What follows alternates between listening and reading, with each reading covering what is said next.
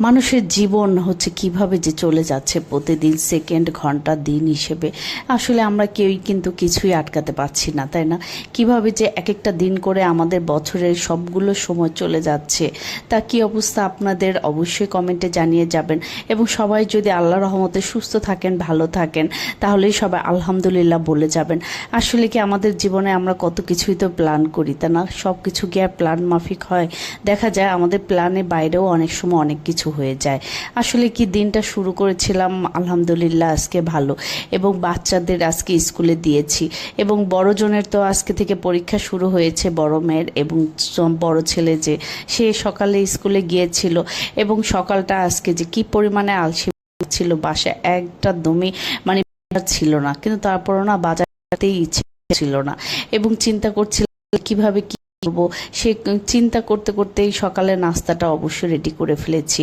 আর এটা হচ্ছে আমার ছেলেকে স্কুলে দিয়ে আসার সময়, মাশাআল্লাহ এত যে সুন্দর আমাদের লেকপাড়। আসলে যতদিন আছি লেকপাড়ে আমার কাছে খুবই ভালো লাগে, এবং মাপুরে এই লেকপাড়ে এই জায়গাটা যে পরিমাণ সুন্দর না দেখে অবশ্য কেউ বিশ্বাস করে না।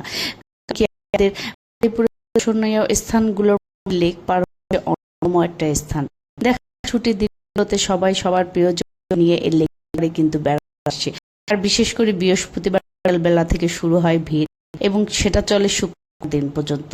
এবং প্রথমে বললাম না আজকে কি রান্না করব, আসলে কিছুই রান্না করতে ইচ্ছে করছিল না, কিন্তু দুপুরে তো বাচ্চাদের খাওয়াতে হবে। তার জন্য আমি প্রথমে রাইস কুকারে মাংসটা বসিয়ে দিয়েছিলাম মাকে। আসলে কি আমার কাছে সবচেয়ে সহজ মনে হয় মাংস রান্না। মাংসটা দেখা যায় ধুয়ে মশলা যদি আগে বাটা থাকে তাহলে ওটা দিয়ে কষিয়ে সুন্দর করে বসিয়ে দেখবেন কত সহজ রান্নাটা হয়ে যায়। আমাদের গ্রাম দেশের মতো আর এখন শহরের চুলোয় মানে জাল দিতে হয় না, বসিয়ে রাখলেই দেখা যায় মাংসটা হয়ে যায়। যা হোক, প্রথমে আমি রাইস কুকারে মাংসটা ভালো মতো করে কিছুক্ষণ রান্না করে নিয়েছিলাম।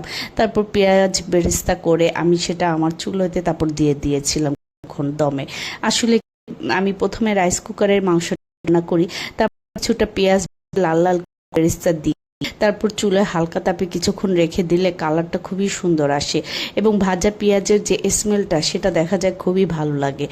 এইভাবে আপনারা যদি রান্না আগে না করে থাকেন তাহলে অবশ্যই করে দেখবেন। আসলে কি গরুর মাংস হচ্ছে এমন একটা মাংস সেটাকে যে আপনার যতদিন যদি জাল দিয়ে খান দেখবেন আরো বেশি মজার হয়। এবং বিকালবেলা বাচ্চারা হচ্ছে আইসক্রিম খেতে চেয়েছে, তাদেরকে একটু ডেকোরেশন করে সুন্দর করে তাদেরকে দিলাম, সাথে নিজেও খেয়ে নিলাম। এবং এভাবে যদি মাঝে মধ্যে দেখবেন বাচ্চাদের দেওয়া যায় তাহলে তাদের মন খুব ভালো হয়। এবং আমার যেহেতু 3টা বাচ্চা, তাদের 3জনের অনেক ডিমান্ড, এক একজনের এক এক রকম। চেষ্টা করি তাদের ডিমান্ড অনুযায়ী তাদের চাহিদাগুলো পূরণ করতে। আপনারা সবাই ভালো থাকুন, সুস্থ থাকুন, এবং যে যেখানে থাকেন নিরাপদে থাকুন। আমাদের জন্য দোয়া রাখবেন।